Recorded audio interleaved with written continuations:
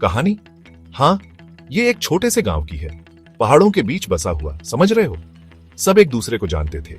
ये गांव बहुत ही सुंदर और शांत था। यहाँ के लोग बहुत ही मिलनसार और मददगार थे। पहाड़ों के बीच बसा हुआ, समझ रहे हो? यहाँ की हवा में एक अलग ही ताजगी थी। सब एक दूसरे को जानते थे। हर कोई एक परिवार की तरह था। राहुल एक नटखट बच्चा वहीं रहता था। वो हमेशा नई चीजें खोजने में लगा रहता था। हमेशा नाक हर जगह घुसेड़ता रहता था।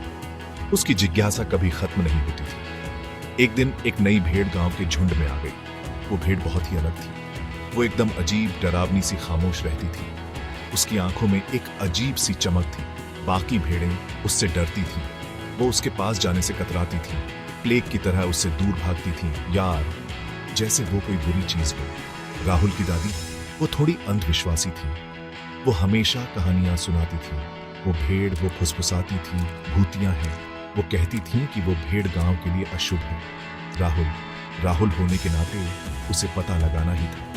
उसकी जिज्ञासा उसे चैन नहीं लेने देती थी। अफवाहें बकरी की तरह भागी। गांव में हर कोई इन अजीब घटनाओं के बारे में बात कर रहा था। भेड़, वो कहते थे, रात में ही बाहर आती है। दिन में वो गायब हो जाती थी, जैसे कि कोई रहस्य छुपा रही हो। इधर उधर घूमती है, अजीब सी आवाजें निकालती है। उसकी आवाजें सुनकर लोगों के रोंगटे खड़े हो जाते थे। लोगों ने अपने दरवाजे बंद करने शुरू कर दिए। हर कोई डर के मारे अपने घरों में छुप जाता था। एक रात राहुल ने भी सुना। वो आवाजें उसे बेचैन कर रही थीं। एक धीमी, गमगीन सी आवाज। वो आवाजें जैसे किसी दर्द की कहानी सुना रही थीं। खेतों से आ रही थीं। राहुल ने सोचा कि ये आवाजें किसी मदद की पुकार हो सकती हैं। उसकी उत्सुकता पूरी तरह से जाग गई। यार, वो जानना चाहता था कि आखिर ये सब क्या है। उसने तभी फैसला कर लिया कि उसे इस बात की तह तक जाना है। वो जानना चाहता था कि भेड़ें क्यों इस तरह की आवाजें निकाल रही हैं। उसके दोस्त, उन्हें लगा कि वो पागल है। उन्होंने उसे समझाने की कोशिश की कि ये सब उसकी कल्पना है। लेकिन राहुल, उसे एक एहसास था। उसे यकीन था कि कुछ तो गड़बड़ है। ये भेड़ किसी को डराना नहीं चाहती थी। वो बस कुछ कहना चाहती थी। वो कुछ बताने की कोशिश कर रही थी। शायद कोई पुराना रहस्य या कोई छुपा हुआ सच। रात भर राहुल चुपके से बाहर निकलता था। भेड़ का पीछा करता था। वो हमेशा उसे गांव के बाहर पुराने कुएं तक ले जाती थी। वही कुआं, सब कहते थे, भूतिया भी है। फिर एक रात भेड़ बोली, शब्दों में नहीं, तस्वीरों में। राहुल के दिमाग में तस्वीरें कौंध गईं।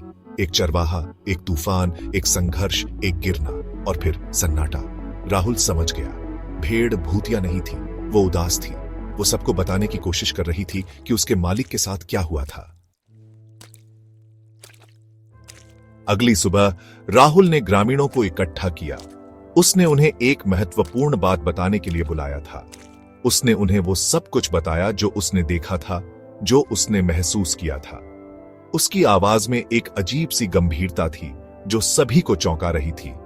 पहले तो उन्हें यकीन नहीं हुआ। वे सोच रहे थे कि राहुल शायद कोई सपना देख रहा था या फिर उसका भ्रम था।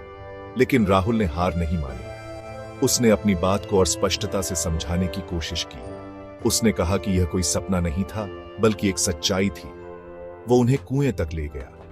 कुएं के पास पहुंचकर उसने उन्हें उस जगह की ओर इशारा किया जहां उसने कुछ अजीब देखा था। भेड़ फिर से बोली, वही गमगीन आवाज। और फिर उन्होंने देखा। भेड़ की आवाज में एक अजीब सी चेतावनी थी। एक कपड़े का टुकड़ा एक पत्थर पर फंसा हुआ नीचे दिखाई दे रहा था। उन्होंने शव निकाला। यह दृश्य देखकर सभी के रोंगटे खड़े हो गए। एक बूढ़ा चरवाहा कुएं में डूबा हुआ। उसकी हालत देखकर सभी को बहुत दुख हुआ। ये एक दुखद दुर्घटना थी, जैसा कि भेड़ ने राहुल को दिखाया था। ग्रामीणों ने मिलकर उस चरवाहे को सम्मानपूर्वक अंतिम विदाई दी। रहस्य सुलझने के साथ भेड़ से अब डर नहीं लगता था। वो गांव का हिस्सा बन गई, उस चरवाहे की एक जीवित याद जिसे उन्होंने खो दिया था। और राहुल, उसने सीखा कि कभी कभी सबसे डरावनी चीजें बस गलत समझी जाती हैं। उस रात राहुल तारों के नीचे लेटा था। वो सरसराहट भरी पत्तियों में चरवाहे की हंसी लगभग सुन सकता था।